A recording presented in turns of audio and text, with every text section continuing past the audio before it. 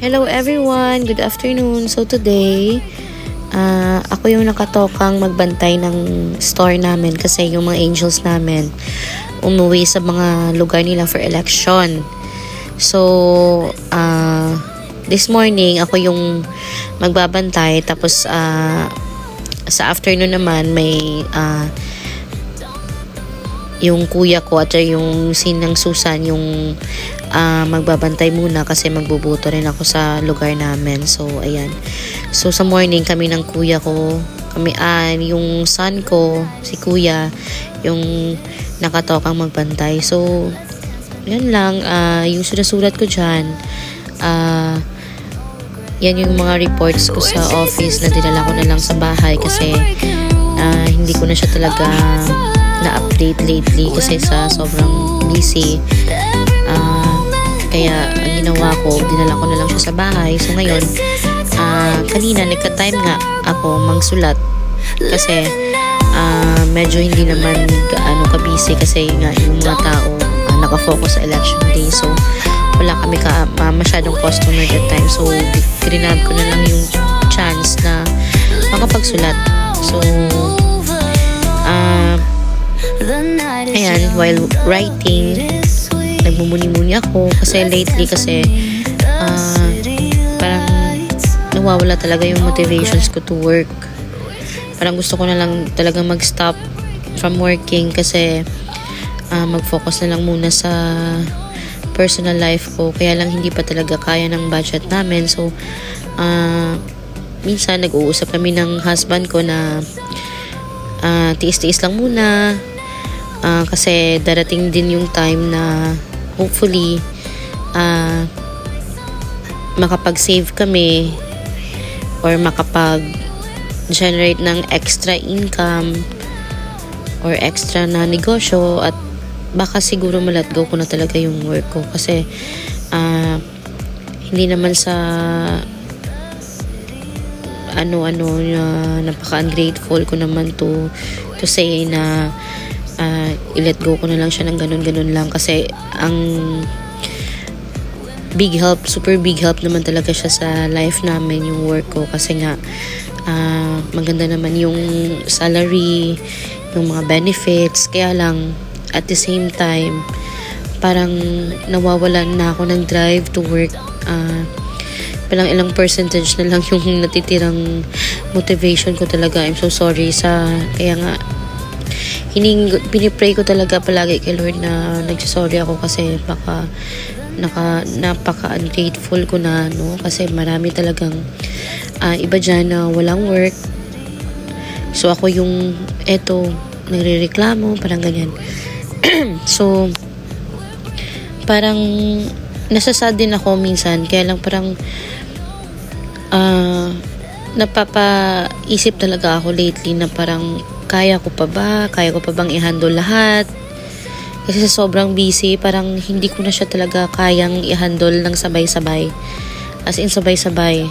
May personal struggles sa self ko, diba? Sometimes ina-attack ako ng anxiety ko, so marami akong iniisip talaga, nag-overthink ako ng mga bagay-bagay. So isa na doon yung nakakapagod kong mga obligations, especially sa works. Kasi not to mention yung mga reports namin talaga as years goes by, parang parami talaga siya. Parang marami na talagang mga hindi comply. So yung palagi kong sinasabi sa husband ko, kaya ko pa ba to? Kaya ko pa bang ano? Kasi lately parang marami akong sa sobrang dami kong iniisip, sa sobrang dami kong inaasikaso, may mga instances talaga na hindi na ako nakakapag-focus masyado sa mga reports ko, parang ganyan. Minsan delayed, minsan nililate ako, minsan may mga trabaho, may mga deadlines talaga na hindi ko nako-comply or na agad. So minsan na lang talaga ako na nalimutan ko, parang ganun. So hindi ako ganyan dati, as itong fresh pang nag-work ako. Kasi kaya kong isipin lahat-lahat. Pero siguro habang nag-i-age tayo, siguro parang maraming nag-iiba na talaga sa cycle or sa ano ng life natin. Kaya nga lately parang nasasad talaga ako kasi kailangan kong bakit yan yung nafe-feel ko, parang ganun. So which is hindi naman talaga ready kami financially to para mag-let go ng ganun. Pero parang ano talaga, parang napapaisip talaga ako. So napapagod talaga ako lately, as in napapagod ako sa mga bagay-bagay. So ayun na nga, parang marami talaga akong iniisip. So hopefully maano ko to, malampasan ko yung mga bagay-bagay na dinaranas ko talaga lately. So I really wanted to have a job na walang boss talaga, parang walang deadlines, walang complications sa mga reports na kailangan mong ano ba, yung parang hindi ka ba matatakot, hindi ka kakabahan kasi baka hindi mo meet yung standards na gusto nila. So parang gusto ko talaga magkaroon ng trabaho na sa bahay lang, na wala akong boss, wala akong someone na kailangan pakisamahan, ganoon, parang mga ganoon. So hopefully maano ko talaga yung kung whatever ang purpose ko in this journey, siguro no, mapakita sa akin ni Lord kung ano ba talaga yung dapat na para sa akin. So nag-i-emote talaga ako lately, parang na-challenge talaga ako sa mga bagay, especially kapag meron mga problema sa store namin, parang ganyan. So in short, parang stress talaga ako last 2 weeks pa. So nafe-feel talaga ng body ko kasi sometimes nahihilo ako, parang ganoon, madali ako magalit, parang napapagod ako agad, parang mga ganong mga symptoms talaga yung nararamdaman ko. So hopefully maiwaglit ko na siya kasi this past few months talaga nakafocus kami talaga sa building our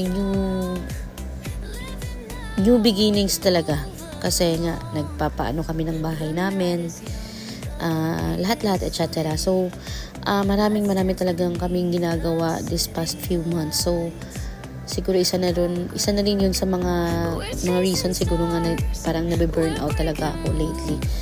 So siguro kailangan ko lang siguro ng vacation or konting pahinga talaga. Kaya nga so hopefully ma-establish ko na siya kung ano talaga yung mga gusto ko na gawin. So, for now, nakafocus talaga ako to save and save kasi gusto ko talagang mag-add ng business na kahit not to compensate the salary na natatanggap kong amount of salary and benefits, no, para ma-compensate siya na if ever gusto ko nang mag-early retire, diba, parang gusto kong early retire, parang napaka-early talaga to think that, kasi hindi pa nga mag-high school pa lang yung panganay namin, so hindi ko pa nga masasabi lahat kung whatever. So if God permits, if God kung ano man ang gusto ni Lord, baka mabigay niya yung karapat-dapat na para sa akin. So yeah, talagang super emo talaga ako lately. So ayan na nga guys, yun lang naman, at least na-share ko sa inyo yung mga muni-muni ko lately, mga iniisip ko lately. So yun lang. Yan nga pala si kuya, yung panganay namin. So tinutulungan niya ako dyan magbantay ng namin, tsaka inaano ko sa kanya yung proper way of mag-handle ng mga products dyan, kung anong mga dapat gawin sa tindahan pagdating sa tindahan. So para ma-motivate na rin siya mag-help sa sooner or later, kasi for sure siya naman dyan yung mag-help sa amin ni husband na magbantay if ever wala kami or busy kami. So, at least ma-establish na sa kanya yung mga gawain sa namin, sa store namin. So, ayan lang naman for today. Thank you for listening sa mga emote-emote ko. Thank you po. Please,